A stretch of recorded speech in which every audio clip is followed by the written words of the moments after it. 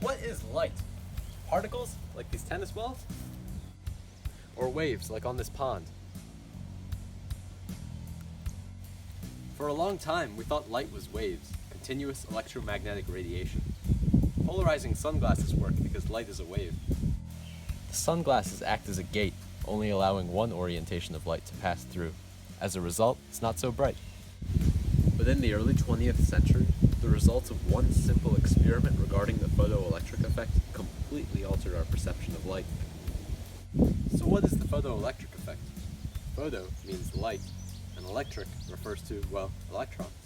So the photoelectric effect is all about light-electron interactions.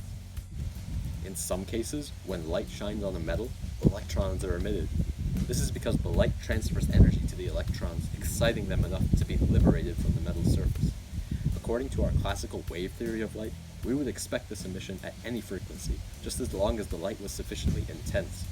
But when we performed the experiment, our predictions turned out to be wrong.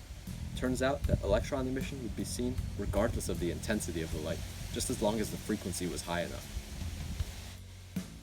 So if we had light with a high enough frequency, like ultraviolet light, an electron would be emitted no matter what, even if only the faintest bit of light was irradiated on the metal. But on the other hand, if the light's frequency was too low, like infrared light, no matter how bright we shine the light, we just wouldn't get any emission. This is at odds with the wave theory of light, which would predict electron emission at any frequency. So what is light then, if it's not a wave? Well, it took the genius of Albert Einstein in 1905 to build upon Max Planck's ideas of quantized energy and propose that light too was quantized. So the photoelectric effect can be perfectly explained if we think of light not as a continuous wave, but as a stream of particles, each with individual packets of energy. All it takes is one photon of sufficient frequency, ultraviolet, to cause an electron to be emitted. One infrared photon just isn't powerful enough to get that electron to fly off. Increasing the intensity would just be adding more photons, but none of the individual photons would be able to liberate an electron. Albert Einstein won the Nobel Prize for his photon theory after it was proven in 1921.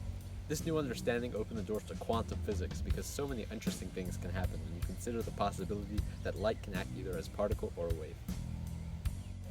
So what is light after all? Particles or waves? Depends on what you're measuring.